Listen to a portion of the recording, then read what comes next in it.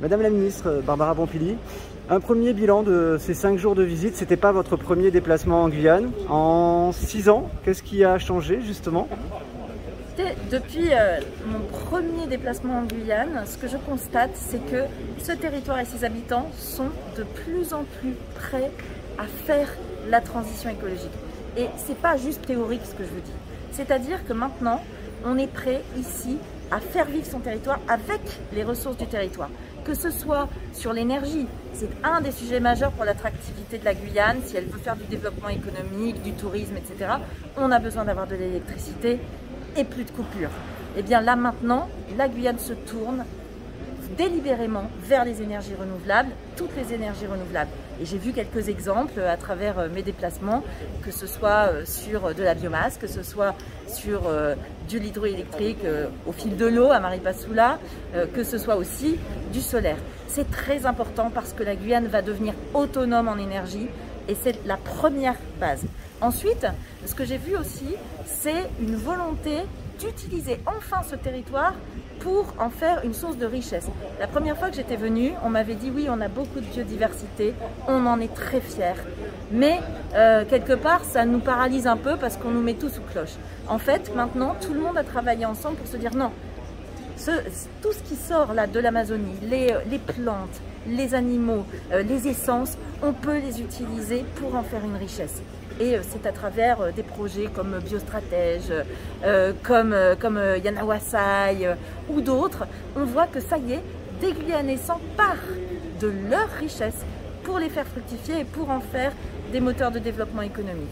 Ça, c'était vraiment quelque chose de très important pour moi et vraiment un changement par rapport à ce que j'ai connu dans les précédentes visites où on était un petit peu moins optimiste. Là, j'ai senti une dynamique et ça me fait bien plaisir.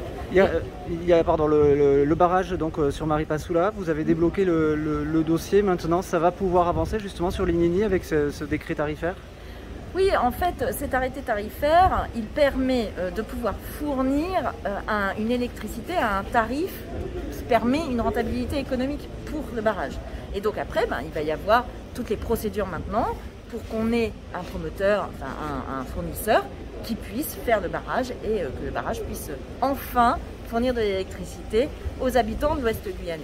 Il y a un chantier sur lequel vous n'êtes pas allé, c'est la centrale de l'Ouest guyanais sur la commune de Mana, à côté de Saint-Laurent. Il y a eu une manifestation samedi, une nouvelle manifestation. On vous a interpellé sur ce sujet justement, comment vous vous positionnez? Ce qui était intéressant dans ma visite, j'ai pris le temps de rester plusieurs jours parce que je voulais aller un petit peu partout, enfin un peu partout.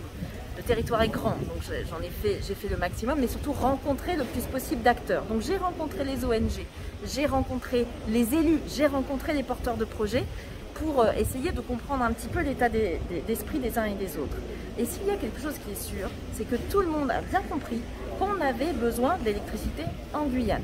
Et pour avoir de l'électricité en Guyane, il faut trouver de nouvelles sources d'électricité. Aujourd'hui en Guyane, la quasi-totalité de l'électricité, c'est la centrale de Dégrade des Cannes, ce sont des petits moteurs un peu partout qui fonctionnent au fioul. C'est extrêmement pénalisant pour la Guyane parce que, d'abord, il y a des coupures et deux, ça rejette de la pollution, des gaz à effet de serre. Donc si on veut changer, il faut aussi accepter d'avoir de nouvelles centrales. Et donc, des centrales biomasse ou alors, comme c'est le cas pour CEOG, une centrale qui sera avec des panneaux solaires et de la production d'hydrogène. Hydrogène qui ensuite pourra servir pour des utilisations, pour faire des bus par exemple à hydrogène. Bref, c'est un projet qui est extrêmement innovant, qui n'existe pas ailleurs en France et c'est en Guyane qu'on le fait parce que la Guyane peut être le porte-drapeau de la transition écologique et peut créer aussi de l'attractivité comme ça. Donc qu'il y ait des discussions qui portent encore, en fait plus sur le projet en lui-même, en fait c'est plutôt sur des questions de localisation. Ça, ce sont des choses sur lesquelles il faut continuer la concertation. Le porteur de projet doit concerter, les élus doivent aussi travailler ensemble, mais ce qu'il faut, c'est maintenant travailler pour et pas toujours travailler contre. C'est très important si on veut que la Guyane avance et qu'elle continue le développement dans lequel je la vois s'engager et c'est qui me réjouit. Merci. Une dernière question pour MoNews, Madame Pompili. La visite de l'écoquartier ici à Rémière-Montjoly, c'était le premier de Guyane. Il y en aura d'autres. L'objectif, c'est de les faire labelliser écoquartier amazonien désormais. C'est votre objectif? Ah, alors ce premier écoquartier de Guyane, c'est un point de départ. Pourquoi? Parce qu'on a trop pensé pendant trop longtemps l'habitat d'un côté, le transport ou le non-transport d'ailleurs de l'autre, les magasins ailleurs. Là, c'est un quartier où il y aura de tout. Il y aura du logement social, il y aura des magasins, il y aura aussi des écoles, il y aura des lieux de vie avec des parcs. Bref, c'est un quartier où il y aura de tout. Et en plus, on pense à l'accessibilité transport en commun avec le bus à haut niveau de service qui viendra jusqu'à l'écoquartier et puis aux déplacements piétons, aux déplacements vélo. Bref, on pense intégrer, on pense la vie des gens et pas juste des choses chacune dans son coin. C'est très bien, ça doit être aussi un moyen de faire des expériences sur tel type d'architecture, voir ce qui fonctionne, ce qui ne fonctionne pas. Mais après, moi ce que je souhaite, c'est que quelque part, ça devienne un modèle pour tous les futurs quartiers en Guyane. Et on a besoin aussi de développement du logement social. C'est grâce à ce genre d'expérience aussi qu'on va pouvoir lutter contre les squats pour donner une meilleure qualité de vie à tout le monde.